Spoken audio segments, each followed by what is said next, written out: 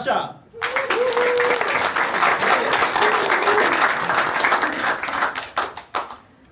I'm what you call an elderly millennial, which means I grew up watching the 8 o'clock prime time news with my family. And it wasn't because my parents thought we needed to be schooled by the daily political, macroeconomic or social issues of the day.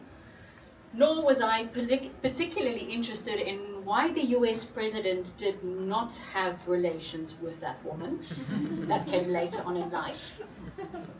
The 8 o'clock news for a 9-year-old meant that it stood between me and the very last program I was allowed to watch before I went to bed. And this was in the day of regular old state-owned broadcasting. So for you, anybody who wasn't alive then, there was no HD, there was no satellite TV, and there was definitely no streaming services. Netflix hadn't even begun to send DVDs yet. And to be perfectly honest, it wasn't that the programming was cool. It was usually some dubbed version of a random American sitcom like Married with Children or Dinosaurs. Or it was a locally produced game show. A little later on, it became my favorite hour in the world. Mulder and Scully from the X-Files. But before I could watch that, I had to get through Rian Kruiwagen, his perfectly coiffed hair, and his evening news bulletin. And I was always in awe of how perfectly poised he sat behind the news desk, with his hair sprayed within an inch of its life, and a set of perfect, crisp white pages on his desk, which he gingerly caressed, every so often turned over, looked at, and shared the news bulletins with the whole of South Africa to follow. Now fast forward 13 years. I'm in my little car, it's a city Golf, her name is Marilyn. It's 4:45 in the morning, and I'm watching the whole of Johannesburg wake up.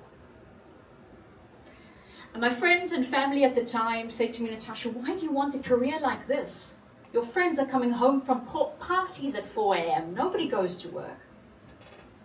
But after 3.5 years of my own university shenanigans, I thought it's time for the next phase of my life. So I drive into the parking lot, and then my morning routine begins. I check in with security, I have a briefing with my bulletin producer, and then I sit behind my desk.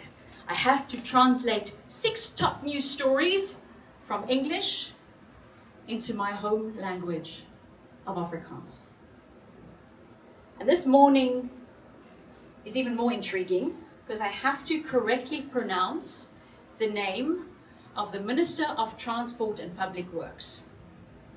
You see, South Africa, for those who don't know, has 11 official languages. Afrikaans is one of them, but we also have English, isiZulu, Ndebele, Seswati, Sepedi, Sesotho, Tsonga, Venda, and then the one that particularly tests my pronunciation, isiXhosa. Yep, that's a click. And this particular minister had one right at the beginning of his name. I present to you Minister Mcebisi Squatcher. So after doing my translations and trying not for my tongue to go into a twist, I head off to makeup, where the gorgeous Lebo does her magic with powder and lipstick and mascara to turn this into something a little more presentable and poised. She does her magic for half an hour, and then I head to the mirror and I spray my hair within an inch of its life, because you're not allowed to have flyaways on camera.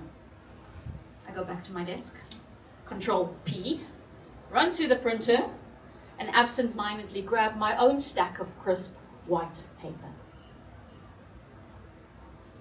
I make my way to the back of the news studio, watching my colleagues as they do their thing.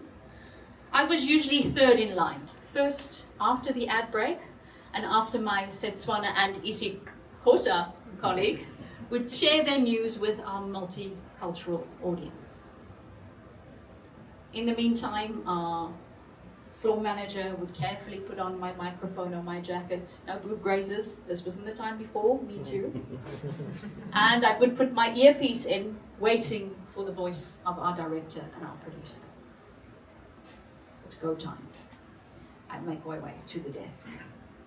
And I hear the familiar voice of the director in my ear. Natasha will be coming back from ad break in 30 seconds, stand by. I look down at my pages. It's a transport story, negotiations with the trade unions. And you guessed it, a clip from Minister Squatcher. All right, Natasha, we're coming back and we're going live in 10, 9, 8, 7, 6, 5, 4. Natasha, there's a problem. Auto cue is down. I repeat, auto cue is down. Go to hard copy.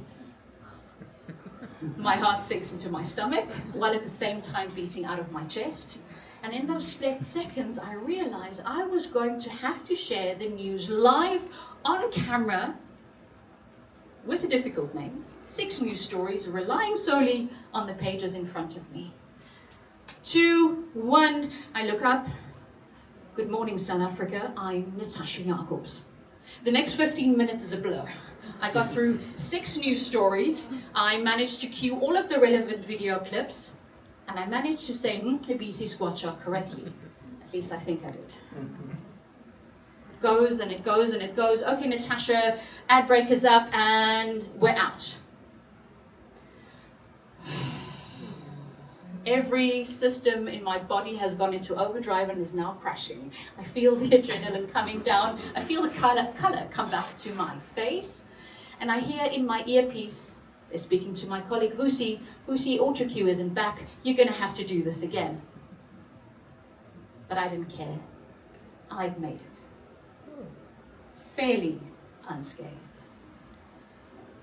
And in that moment, I couldn't help but think of Rian Kruiwagen and his own stack of papers. Did he ever have to go to hard copy? The only thing I knew though was that I would never ever take my translations or my own stack of crisp white pages for granted ever again. Thank you very much.